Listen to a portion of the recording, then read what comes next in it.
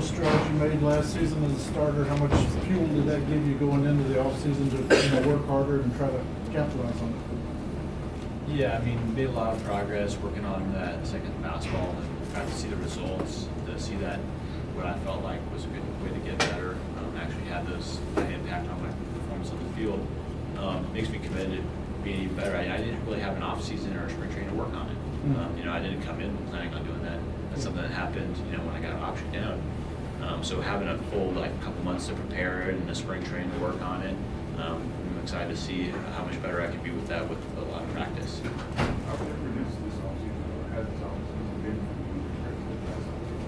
I would say up until about this point, it's almost always the exact same. The training's pretty similar. You know, I'm still trying to build up strength, still trying to build up endurance, still preparing my arm the same way. But from this point forward, usually I've thrown 2 bullpens already.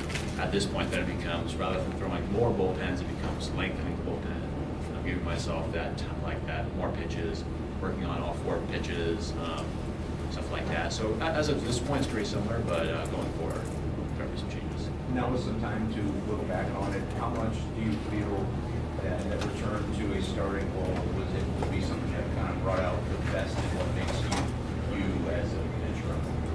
Yeah, I mean, a big part of it is just like the way my stuff plays, I think. You know, a lot of guys are like, I've got this one pitch and this pitch, or like I got 2 pitches and it works for right-handed, left-handed batters.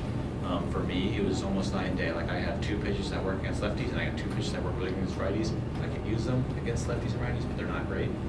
So I think the way I threw was more, you know, consistent with a guy that has more pitches, who has time to work on it and keep him up to speed. Because at the bullpen, it's really hard to throw 4 pitches. Most guys don't even throw 3.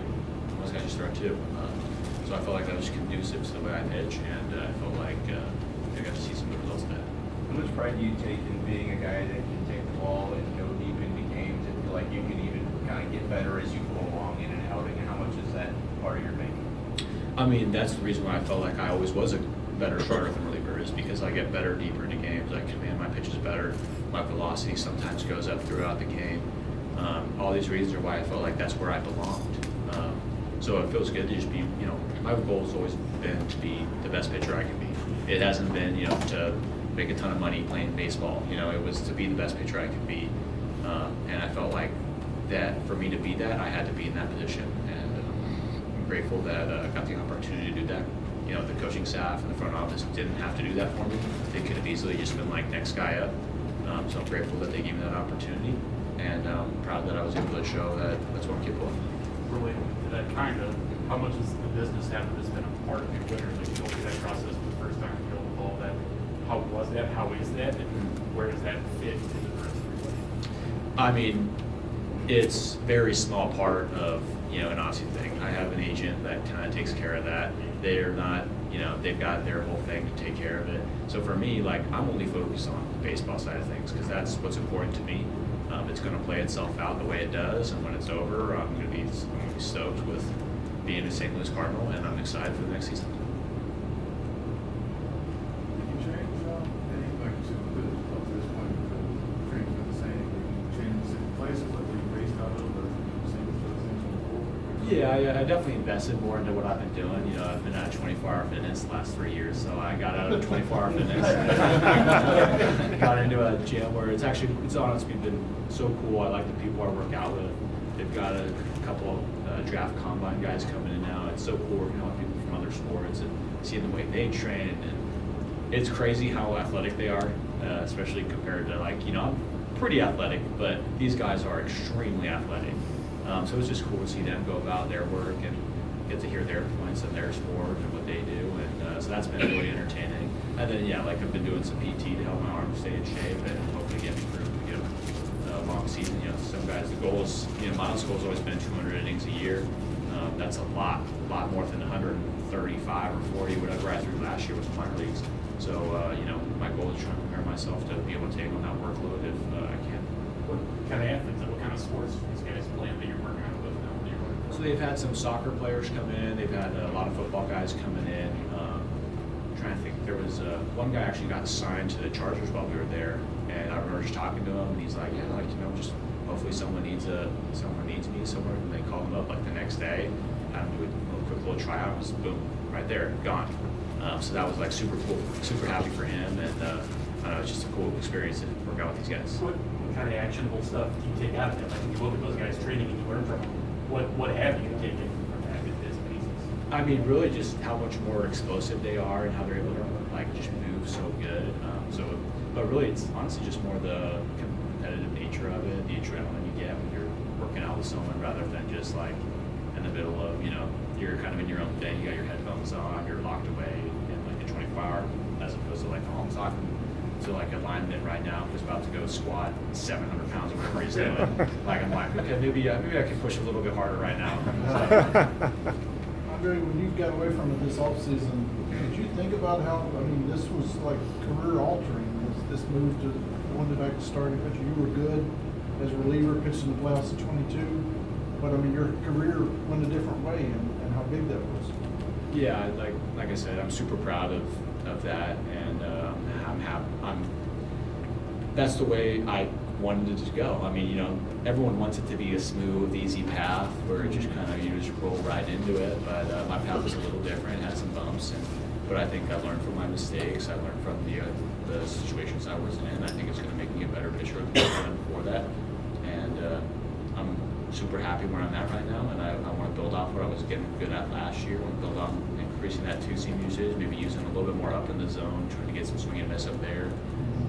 Really looking forward to maybe even introducing another pitch to lefties, having another way of getting out rather than just throwing 95% fastballs and, you know, on the left side part of the plate.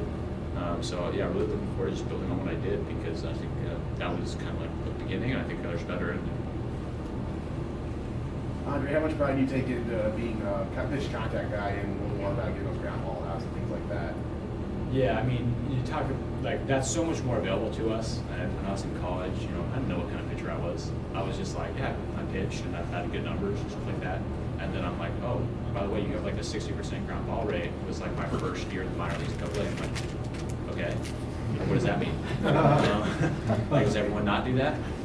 And so then they're like, no, you get like a ton of ground balls. And then I was like, why am I not? I used to always be like, why am I not striking guys out with, you know, I throw sometimes like 95, 96 miles an hour, and guys are still able to like foul it off a little bit. So you get to learn a little bit, okay, well, this is my strength, so I want to start playing to that. So really, it's just kind of a learning process of what's my strengths and what are my weaknesses, and not trying to be something I'm not, and embracing who I am.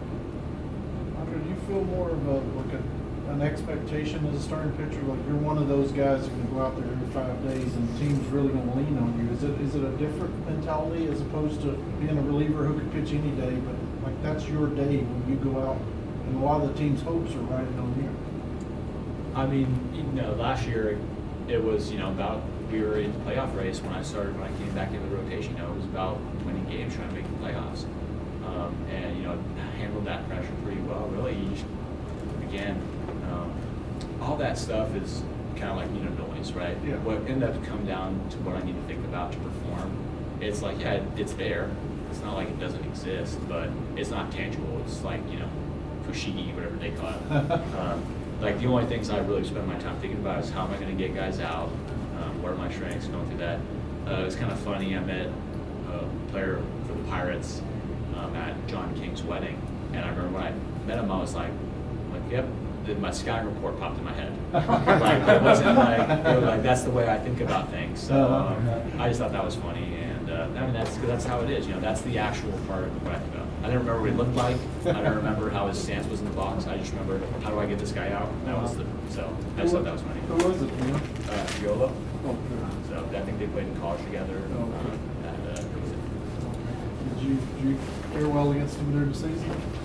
I think he got a pretty good hit off me the first time we faced each other. Unless we had like 5 at-bats, but I really don't know. So. Pardon me if I misunderstood, but did you say that you are developing something new to use against lefties? I mean, right now I've only thrown 2 fastball-only bullpens, so nothing tangible yet. Okay. But there is plans to start, you know, working on a changeup, something that kind of goes, you know, down north side. But, you know, first things first, and this is what Dusty kind of talked about to me last spring training, and going to tell everyone every spring training is get to your baseline. Who are you? Like my main 4 pitches, I gotta get that to a point where I can pitch into a game, and then I'll start trying to expand. Andre, coming up in 22, up to this point now, you had some really good veteran leaders like Wayno, and then into Sonny and Gibby and Lynn. Just what have those guys kind of imparted to you, and what have you kind of been able to take away from them as you've kind of gone through your evolution as a pitcher too? Yeah, I mean, I can name a bunch of stuff from each one of those guys. I like they would make fun. The strength coach would make fun of me because I like follow guys around. If I'm like, oh, I like the way what this guy does, I'll just do exactly what he does. Like I was doing exactly what Matt was doing in the gym because he's super athletic, super strong and stuff like that. So I just literally was like, what are we doing today? So like from Gibson, I mean, I think he taught me how to work in between my starts. I thought he was really good with have a plan for what you want to work on, and this is how you execute these individual things. You want to work on your fastball command on the arm side, bring the catcher in, get yourself a towel so you have a nice clear target, and then throw right over there. Think about throwing over the towel, just directly through where you're going. And Wayno, mentality. He's always like, no one's going to beat me. Never give in. I don't care if I'm losing 10-0. No one's going to beat me. Never give up. I'm always great. Like I'm always going out there to be the best. Lance is, his thing was if you're gonna be flashy all the time, good or bad. Always be the same person. Lance was fun.